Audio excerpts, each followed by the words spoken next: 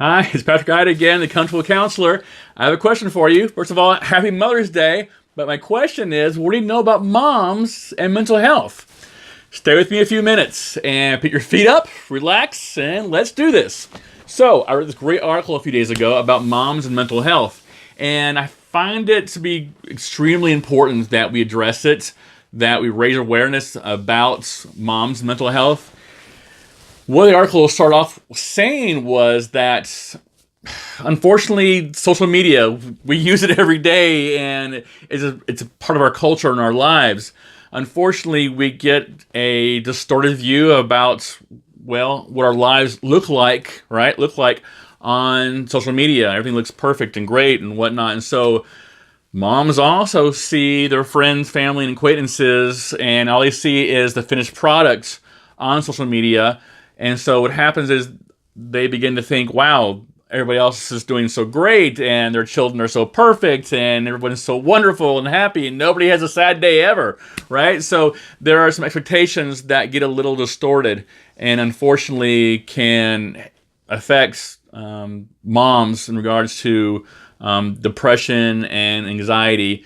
Moms come in all shapes, colors, and sizes, and what I mean by that is there's no one traditional way of looking at motherhood. Moms-to-be who have been trying for years to have a child. We have traditional moms. We have single moms. We have moms who have lost children. And the gamut just goes on and on. And so this video is for all moms and moms-to-be and moms who are still trying to be moms. And whether you have a child with you or not, you are still beautiful in who you are and what your intentions are to create a life so you can share your life with that child. So again, going back to the expectations that we see on social media, it affects the way we see ourselves. We have a distorted view about what society thinks that motherhood should be all about. And what happens is, in this new phrase I just learned about the other day, my wife pointed it out to me, self-stigmatization, if I've said that correctly, where basically we are our own worst enemies in regards to our mental illness, our ups and our downs, and we tend to hide. Thus creating more of a stigma that we're hiding from ourselves because we feel like we're weak. And so moms are sometimes hiding their feelings of inadequacy and depression and anxiety about motherhood and new motherhood. It's research suggests that 7 out of 10 moms do not talk about it, because they don't want to be seen as weak or less than what society feels that a mom should be. The World Health Organization, says that moms suffer just as much as everybody else, and in regards to depression, anxiety, and postpartum depression. There are 6 signs that we all should look for, whether you are a mom yourself, a friend of a mom, a child of a mom, things that we should be keeping in mind, raising, again, the awareness of what the signs are when a mom is going through some hard stuff. So things like extreme sadness and anger for no good reason, no real, it comes out of nowhere, in other words. Sometimes there's fogginess and remembering stuff that normally wouldn't be an issue remembering. Sometimes they go through the motions. We call that robotic actions, I guess you could say, where you're doing the motions, but you're not really present. You're just kind of going step by step, knowing that you're just checking off this list, but you're not really there doing that. Of course, anxiety, as I talked about before, anxiety around your newborn, anxiety around your newborn and your other children, just anxiety in general when the thought of doing something that you have to do that requires mother mode, I guess you could say. Guilt also, when a mom feels guilt about not being enough because of these unrealistic expectations that she has put on herself. Also, unusual, irritableness, and anger. can also be a sign that things are going on and they seem, again, confusing. Why am I feeling this way? I'm not an angry person. I'm not an irritable person, but why am I feeling this way? So those are just 6 of probably many signs, but those are the major ones that moms raise a self-awareness, kind of figure out, okay, make a mental checklist. And if you are watching this and you're not a mom and you have someone dear that you love and you're concerned about, keep in mind also these things, because it will help, again, raise the awareness of depression, anxiety, postpartum depression, etc., etc. 3 thoughts from this article that they wanted to share with us in regards to what would help in the situation.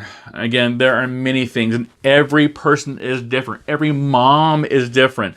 But these are just 3 basic things that could help alleviate some of these symptoms for even just, a little while. One is to, I guess, understand and believe and accept that you are the only mother your child has. You can't be something that you're really not. Again, trying to live up to expectations, especially on social media.